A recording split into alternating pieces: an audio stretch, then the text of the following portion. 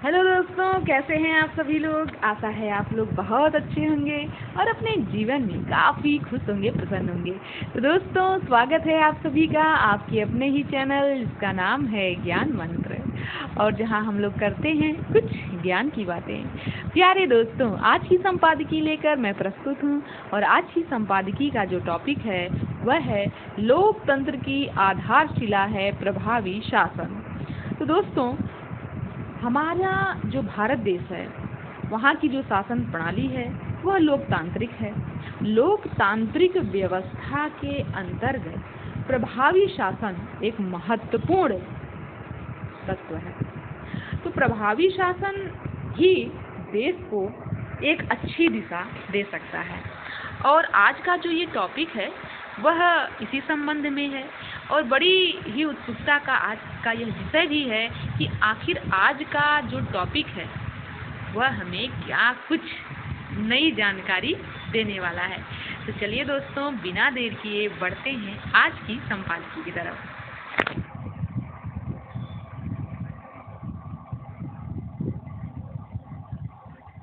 भारत असंख्य विविधताओं से परिपूर्ण लोकतंत्र है। चीन को पछाड़कर भारत विश्व का सर्वाधिक जनसंख्या वाला देश बन गया है, पर उसकी समस्याएं विकराल हैं, जिनका समाधान उसे अधिनायकवादी साम्यवादी व्यवस्था से नहीं वरन लोकतांत्रिक व्यवस्था द्वारा करना है। 73वें और 74वें संविधान संशोधन से भारत में त्रिस्तरीय संघीय व्यवस्था स्थापित की गई। स्थानीय सरकारें, राज्य सरकारें और भारत सरकार समस्याएं चाहे कानून व्यवस्था की हों, प्राकृतिक आपदाओं की या विकास संबंधी, उनसे निपटने का उत्तरदायित्व स्थानीय प्रशासन का ही होता है। अन्य अभिकरण केवल तत्कालीन सहयोग प्रदान करते हैं।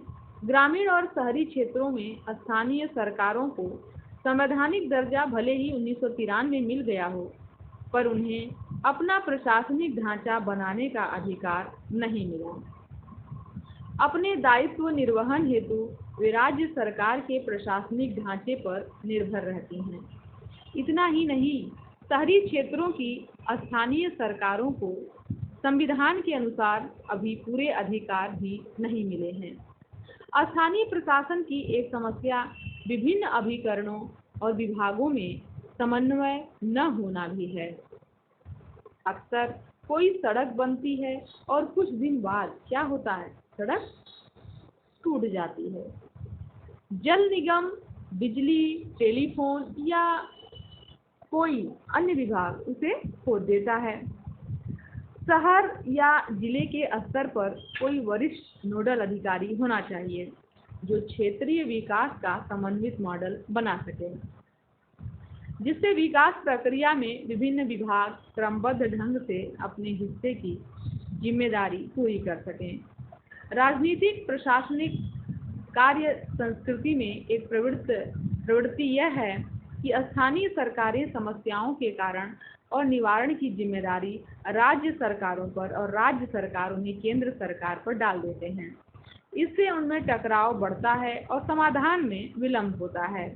यदि भिन्न भिन्न दलों की सरकारें हैं तो यह जो है समस्या और गंभीर हो जाती है। हाल में दिल्ली में बाढ़ की विभीषिका पर दिल्ली नगर निगम, दिल्ली सरकार और दिल्ली के उपराज्यपाल के मध्य विवाद इसे पुष्ट करता है। समस्याओं के कारण कुछ भी हो, निवारण तो स्थानीय प्रशासन द्वारा ही होता है। जिला न्यायाधीश से लेकर पटवारी और मेयर से लेकर पार्षद सभी जनता के प्रति उत्तरदायी होते हैं, पर दुर्भाग्य से आपदाओं को वे प्रायः भ्रष्टाचार के अवसर के रूप में देखते हैं। फिर स्थानीय प्रशासन पर अनेक विकास योजनाओं के कार्यान्वयन का भार होने से वह भावी समस्याओं का पूर्वानुमान लगाने की जगह समस्याओं के प्रकट होने की प्रतीक्षा करता है और समाधान हेतु प्रतिक्रियात्मक दृष्टिकोण अपनाता है, जिसमें अधिक समय, श्रम और संसाधन लगता है तथा कार्य की गुणवत्ता भी प्रभावित होती है।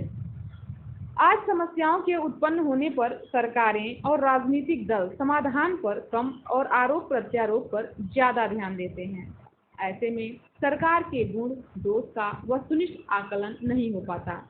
अपने पूर्वाग्रह के कारण विपक्ष सरकार के अच्छे कामों की या तो अनदेखी करता है या फिर उसे बुरा सिद्ध करने की कोशिश करता है। मोदी सरकार के प्रति विपक्षी दलों का रवैया इसका ज्वलंत उदाहरण है। संविधान विपक्षी दलों को सरकार की नीतियों और कार्यों की आलोचना का अधिकार देता है, पर उसके प्रत्येक काम को गलत ठहराना न केवल अनुचित है वरन जनता में अपनी साख को नीचे गिराने जैसा भी। विगत 9 वर्षों में मोदी सरकार की कार्यशैली का विश्लेषण करने पर 4 प्रमुख प्रवृत्तियां दिखाई देती हैं। प्रथम, सरकार यथास्थितिवाद से परिवर्तनवाद की ओर अग्रसर है। परिवर्तन को प्रतिरोध का सामना करना पड़ता है, लेकिन यदि वह जनहित को लक्ष्य करे तो उसे जन समर्थन मिलता है। जिस प्रकार राष्ट्रीय और वैश्विक स्तर पर मोदी का जन समर्थन बढ़ा है, वह प्रमाणित करता है कि लोग परिवर्तनों को पसंद कर रहे हैं। द्वितीय, सरकार आंशिक परिवर्तन की जगह समग्र परिवर्तन को लक्ष्य कर रही है। समग्र परिवर्तन के लिए सरकार के पास उसका ब्लूप्रिंट होना चाहिए। ऐसा परिवर्तन श्रम साध्य, प्रतिरोधात्मक और धीमी गति से होता है। मोदी सरकार के निर्णयों का पूर्वानुमान विपक्ष को नहीं हो पाता, क्योंकि समग्र परिवर्तन की बाधाओं को दूर करने हेतु सरकार सुविचारित, पूर्व नियोजित और गोपनीय ढंग से कदम उठाती है। तृतीय, मोदी सरकार ने अपनी पार्टी के ब्लूप्रिंट को लागू करने हेतु साधन और साध्य का समन्वय किया है, पर क्या जनता इस समन्वय की स्वीकृति देगी? यह इस पर निर्भर है कि जनता साधन और साध्य में किसे महत्व देती है। गांधी जी साधनों की सूचिता और नेहरू जी साध्य को महत्व देते थे। दोनों आदरणीय हैं, इसीलिए मोदी सरकार द्वारा साधन और साध्य के समन्वय को जन स्वीकृति मिल रही है। चतुर्थ, मोदी ने लोकल को ग्लोबल के जिस स्तर तक उठाया है वह विश्व की पॉलिटिकल इकोनॉमी को प्रभावित कर रहा है। उन्होंने भारत को बेहतरीन मार्केटिंग की है। रूस यूक्रेन युद्ध के दौरान रूस से तेल खरीदना, अनेक देशों से रुपए में द्विपक्षीय व्यापार समझौता, G20 की अध्यक्षता करते हुए अफ्रीकी देशों को उसमें समावेशित करना आदि बहुत बड़े निर्णय हैं, जो भारत की बढ़ती ताकत की वैश्विक स्वीकार्यता का संकेतक है। मोदी सरकार के फैसले से भारत के प्रति वैश्विक आकर्षण बढ़ा है, जिससे विदेशी पर्यटकों और निवेशकों की संख्या में वृद्धि होने और अर्थव्यवस्था में मजबूती आने की संभावना है। परदेशी विदेशी पर्यटकों और निवेशकों की सुरक्षा एवं सुविधा को लेकर स्थानीय प्रशासन की चुनौतियां भी बढ़ेंगी।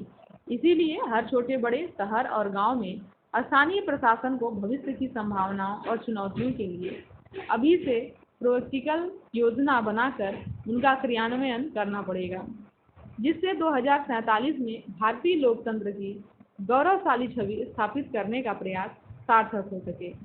इसके लिए पूरे देश में स्थानीय प्रशासन को दक्ष, प्रभावशाली और मितव्ययी बनाना होगा।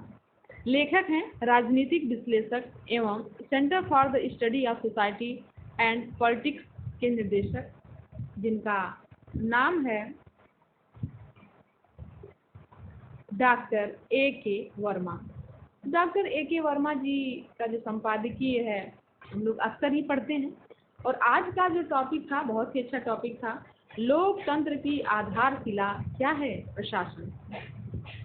तो बहुत अच्छा टॉपिक था, उसमें हम लोग बहुत कुछ जानने समझने का प्रयास हम लोगों ने किया कि किस तरीके से प्रशासन स्थानीय स्तर से जुड़ा हुआ है और बहुत ही ईमानदारी, कर्तव्यनिष्ठता के साथ अपने कर्तव्यों का निर्वहन यदि हर एक प्रशासन तंत्र करे तो वास्तव में हमारा देश बहुत आगे विकास की ओर बढ़ने की दिशा में है। तो दोस्तों, आज की संपादकीय को हम यहीं समाप्त करते हैं।